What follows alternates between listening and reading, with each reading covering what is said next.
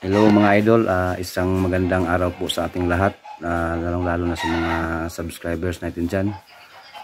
For today's vlog mga idol is may isi-share po ako sa inyo mga idol. About sa piso wifi ko mga idol. Dalawang piso wifi mga idol na naka dual ISP. Microtech po ang gamit mga idol, naka load balancer siya mga idol.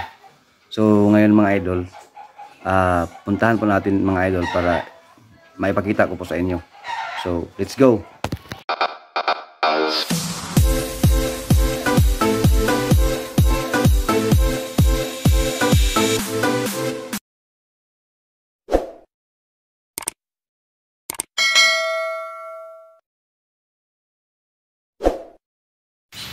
Ngayon mga idol, nalito na po tayo sa ISP ko mga idol.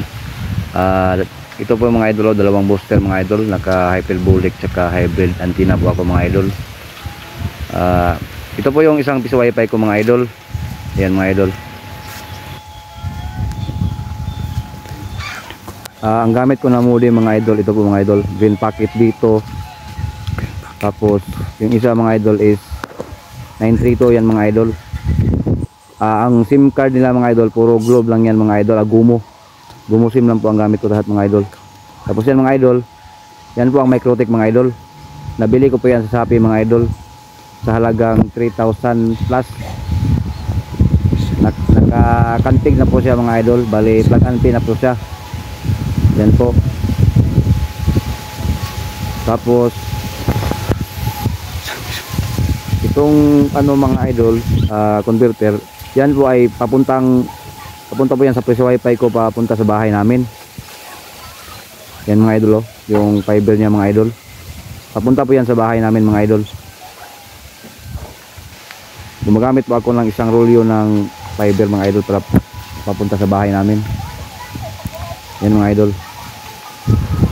Ang advantage mo nito mga idol, pag naka dual ISP po kayo mga idol, kasi mga idol, kahit 5 Mbps lang po yung, for example yung Gumo 5 Mbps lang po yun, pag dalawa ang Gumo gagamitin mo, so silbi medyo lalakas naman yung internet mo mga idol, kasi dalawang 5 Mbps pag samahin yun, maging 10 Mbps na po yung internet mo.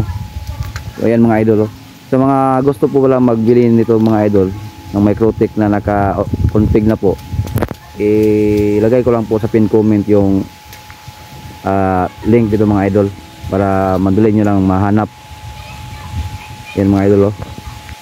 So ngayon mga idol, puntahan naman po natin yung isang piso wifi ko doon sa bahay namin mga idol.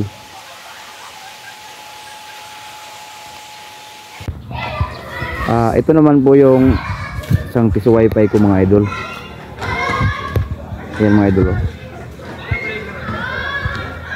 Ito po yung fiber na galing doon sa ISP natin mga idol. Dito kasi sa amin mga idol, pag dito ako maglagay ng antenna, wala kasing signal ito sa amin, kaya doon ko lang nilagay yung dalawang antenna. Tapos ginamitan ko siya ng Microtech para isahan lang po yung ano nila mga idol, yung signal nila mga idol, yung internet nila, internet source nila. Hanggang dito na lang po tayo mga idol. Maraming salamat at God bless po sa ating lahat.